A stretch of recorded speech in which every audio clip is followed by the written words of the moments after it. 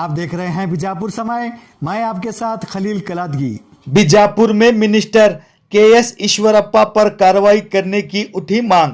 पिछले दिनों कर्नाटक राज्य के रूरल डेवलपमेंट और पंचायत राज मंत्री के.एस. ईश्वरप्पा द्वारा लाल किले पर भगवा झंडा लहराने वाले दिए गए बयान पर आक्रोश व्यक्त करते हुए आज शहर ए बीजापुर में युवा, डॉक्टर्स, एडवोकेट्स और कई संगठनों के पदाधिकारियों की ओर से बीजापुर जिला अधिकारी के जरिए राज्य के गवर्नर को मनवी पत्र देकर राज्य के मंत्री के.एस. ईश्वरप्पा को मंत्री पद से हटाकर उन पर कानूनी कार्रवाई करने की मांग की गई। इस मौके पर advocate Samat Sutar, doctor Yusuf Chaudhary, advocate M H. Rojewale, Amrit Mavinhalli, advocate Mukhtar Dakhani, Munna Bakshi, Sameer Kokatnur, Atib Ulla Inamdar, Abrar Sutar, Aamir Sohail Mulla, Inayat Ali Sutar के अलावा और भी कई लोग थे मौजूद।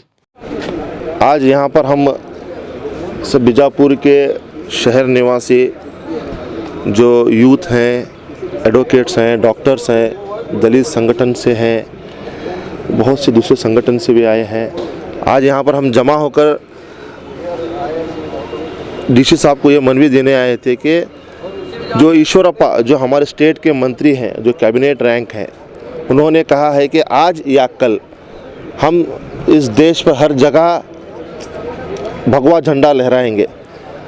हर जगह से होते हुए वो यहाँ तक चले गए कि लाल किले पर भी हम चढ़ाएंगे जहाँ पर तिरंगा लहराता है हमेशा। वो तिरंगा को हटा के हम वहाँ पे भगवा झंडा लहराएंगे। ये उनकी मानसिक स्थिति है।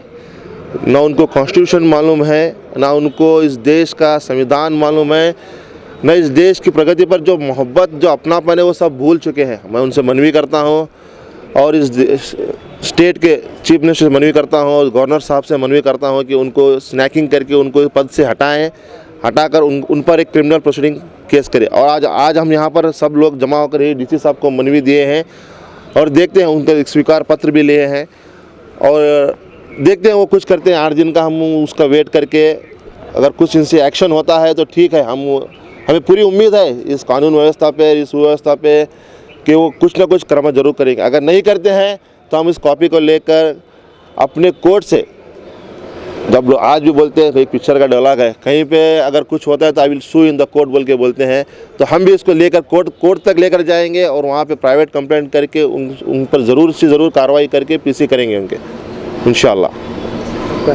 Abdul Samad Sutar, district Congress community general secretary and advocate. देखिए, आज हम यहाँ जो जमा हुए हैं सिर्फ और सिर्फ देश के नागरिक की जो ड्यूटी है, जो फ़र्ज़ है निभाने के लिए हम जमा हुए हैं। क्योंकि परसों क्या हुआ है, हमारे संवैधानिक पद पर बैठे हुए rural development minister Shri KS. Eshwarappa जो हैं, उन्होंने इतना असंवैधानिक और देशद्रोही के ज़ुमरे में आने वाला स्टेटमेंट दिया है। उन्होंने कहा है कि हम किसी दिन जो है लाल किले पर तिरंगे को निकाल कर जो है हम भगवा लाने वाले। आपको ये मालूम होना चाहिए कि इन पर बैन भी इसी वजह से लगा था। बैन जो इन पर लगा था इसी वजह से लगा था कि ये तिरंगे ध्वजों को नहीं मानते हैं। आज फिर 1947 कब है और आज 2022 कब है, 70-75 साल बाद भी ये लोग नहीं सुधरे हैं।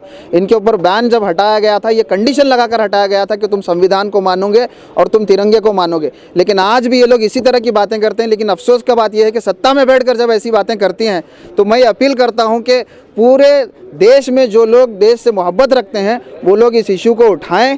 सिर्फ जो है अपने अपने मज़हब का इशू उठाना ही कोई बहुत बड़ी बात नहीं है। और मैं देश के प्रधानमंत्री जी से और हमारे कर्नाटका के मुख्यमंत्री जी से मैं आग्रह करता हूं कि आप क्या कर रहे हैं। दूसरी राजनीतिक पार्टियों से मैं आग्रह करता हूं कि ऐसा स्टेटमेंट देने के बाद किसी को चंद सेकंडों के लिए भी अपने पोस्ट पर रहने का अधिकार नहीं है। तो इसीलिए मैं आग्रह करता हूं और हमने गवर्नर से ये अपील भी की है कि भाई आपने के.एस. ईश्वरप्पा साहब ने जो इस तरह की बातें कही हैं ये बिल्कुल भी असंवैधानिक हैं और इनको अपने पद पर रहने का कोई हक नहीं है और इन पर मुकदमा चलना चाहिए देशद्रोह का। आज आप यहाँ पर क्या कर रहे हैं? हम लोग यहाँ पर जो है मेमोरेंडम देने के लिए और गवर्नर को इनके थ्रू जो है हम लोग ये रिमाइंडर देने के लिए आए हैं कि इन पर सख्त से सख्त एक्शन ली जाए। क्योंकि ये देश के बिल्कुल खिलाफ ये बात है, तिरंगे के बिल्कुल खिलाफ ये बात है। अब आप तिरंगे के खिलाफ ही बात करेंगे तो आपका बचेगा क्या फिर? आपका नाम? मेरा नाम यूसुफ चौधरी है, मैं सोशल एक्टिविस्ट हूँ। ಇವತ್ತು ನಾವು ಮಾನ್ಯ ಜಿಲ್ಲಾಧಿಕಾರಿಗಳಿಗೆ ಒಂದು ಮನವಿ ಸಲ್ಲಿಸಿದ್ದೀವಿ. ಅದು ಏನಂದರೆ KS ಈಶ್ವರಪ್ಪ ಅವರು ನಮ್ಮ ರಾಷ್ಟ್ರಧ್ವಜಗೆ ಅವಮಾನ ಮಾಡಿದ್ದಾರೆ. ಇಂಡಿಸೆನ್ಸಿ ಟು ದಿ ನ್ಯಾಷನಲ್ ಫ್ಲ್ಯಾಗ್ ಅದು ಒಂದು ಆಫೆನ್ಸ್, ಅದು ಒಂದು ಅಪರಾಧ ಇದ್ದಾಗೆ. ಅದು ಆ್ಯಕ್ಟ್ ಒಳಗೆ 3 ವರ್ಷ ಸಜಾ ಇದೆ.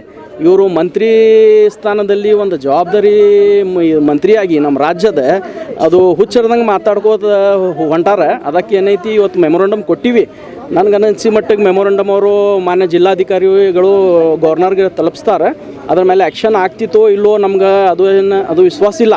ನೋಡ್ತೀವಿ, ಒಂದು ಕಾಯ್ದು ನೋಡಿ ಒಂದು 10-8 ದಿವಸ ನಾವು ವೇಟ್ ಮಾಡಿ ನಾವೇ ಸ್ವತಃ ಕ್ರಿಮಿನಲ್ ಪ್ರೊಸೀಡಿಂಗ್ಸ್ಗೆ ಏನು ಮಾಡಬೇಕು, ಸಚಿವ ಸ್ಥಾನದವರೆಗೂ ವಜಾ ಮಾಡ್ತಿರೋ ಇಲ್ಲೋ ಅಂಥೇಳಿ ಕ್ರಿಮಿನಲ್ ಪ್ರೊಸೀಡಿಂಗ್ಸ್ಗೆ ಒಂದು ಪ್ರಾಸಿಕ್ಯೂಷನ್ ಪರ್ಮಿಷನ್ ತೊಗೋಬೇಕಾಗ್ತೈತಿ.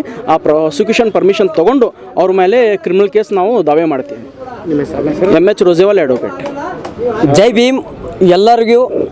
ಇವತ್ತಿನ ದಿನ ನಾವೆಲ್ಲ ಇಲ್ಲಿ ಏನು ವಿಜಯಪುರದ ಎಲ್ಲ ಪ್ರಗತಿಪರ ಚಿಂತಕರು, ವಕೀಲರು ಮತ್ತು ಯುವಕರು ನಾವೆಲ್ಲರೂ ಒಟ್ಟಿಗೆ ಸೇರಿ ಒಂದು ಪ್ರೊಟೆಸ್ಟ್ ಮಾಡಿ ಒಂದು ಮನವಿಯನ್ನು ಕೊಡೋಕೆ ಬಂದಿದ್ವಿ. ಆ ಮನವಿಯಲ್ಲಿ ಏನಿದೆ ಅಂತಂದರೆ ಸ್ಪಷ್ಟವಾಗಿ ಒಂದು ಮನವಿಯನ್ನು ಕೊಟ್ಟಿದ್ದೀವಿ. ಏನಂದರೆ ಈಶ್ವರಪ್ಪನವರು ಒಂದು ಕೆಂಪು ಕೋಟೆ ಮೇಲೆ ಭಗವಧ್ವಜವನ್ನು ಹಾರಾಟ ಮಾಡ್ತೀವಿ ಅಂತ ಹೇಳಿದ್ದಾರೆ.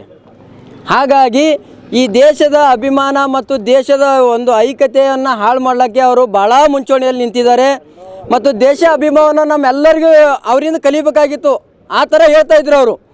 ಸ್ವಾಮಿ, ದೇಶ ಅಭಿಮಾನ ನಿಮ್ಮಿಂದ ಕಲಿಯುವಂಥ ಅಗತ್ಯ ನಮಗಿಲ್ಲ.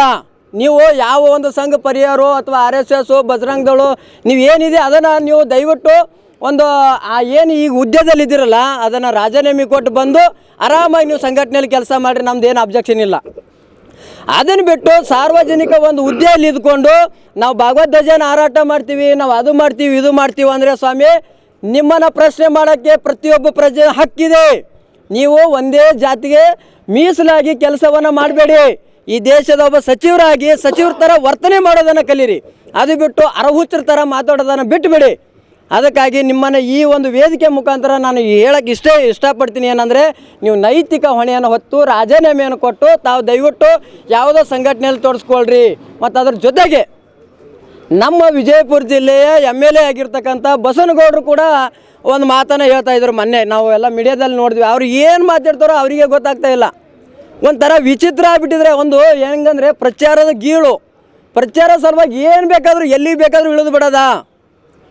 ಇಷ್ಟೊಂದು ತಾಕತ್ತು, ಇಷ್ಟೊಂದು ಎದೆಗಾರಿಕೆ ಇರೋರು ನೀವು. ಮೊನ್ನೆ ರಾಯಚೂರು ಘಟನೆಯಲ್ಲಿ ಆಧರಿರ್ತಕ್ಕಂಥ ಒಬ್ಬ ನ್ಯಾಯಾಧೀಶ ಬಾಬಾ ಸಾಹೇಬ್ ಅಂಬೇಡ್ಕರ್ಗೆ ಮತ್ತು ಸಂವಿಧಾನಕ್ಕೆ ಅಪಮಾನ ಮಾಡಿದಾಗ ನೀವು ಯಾಕೆ ಸುಮ್ಮ ಕೂತಿದ್ದೆಪ್ಪ? ಮುಸ್ಲಿಂ ಅಂದ ತಕ್ಷಣ ಓಡ್ ಬರ್ತಿರಲ್ಲ ಯಾಕೆ? ನಾ ಈ ಪ್ರಶ್ನೆಯನ್ನು ಮಾಡ್ತೀನಿ. ಮುಸ್ಲಿಮು ಈ ದೇಶದ ಮೂಲ ನಿವಾಸಿಗಳು.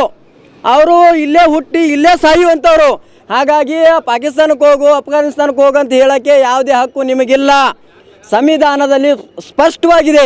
ನಾನು ಈ ಒಂದು ವೇದಿಕೆ ಮುಖಾಂತರ ಎಲ್ಲ ಒಂದು ದೇಶದ್ರೋಹ ಮಾಡುವಂಥ ಪ್ರತಿಯೊಬ್ಬ ಯುವಕರಿಗೆ ಮತ್ತು ಎಲ್ಲ ರಾಜಕಾರಣಿಗೆ ಹೇಳೋದಿಷ್ಟೇ, ನಾವು ಈ ದೇಶದಲ್ಲಿ ಜಾತ್ಯತೀತ ರಾಷ್ಟ್ರವಾಗಿ ಎಲ್ಲಿವರೆಗೂ ಇರ್ತದೋ ಅಲ್ಲಿವರೆಗೂ ಮುಸ್ಲಿಂ ಎಲ್ಲ ದಲಿತ ಪರ ಸಂಘಟನೆ, ಎಲ್ಲ ಪ್ರತಿಯೊಂದು ದಲಿತ ಪರ ಸಂಘಟನೆ ಆಗಲಿ ಮುಸ್ಲಿಂ ಆಗಲಿ ಈ ದೇಶಕ್ಕೆ ಮಾರಕ ಅಲ್ಲ.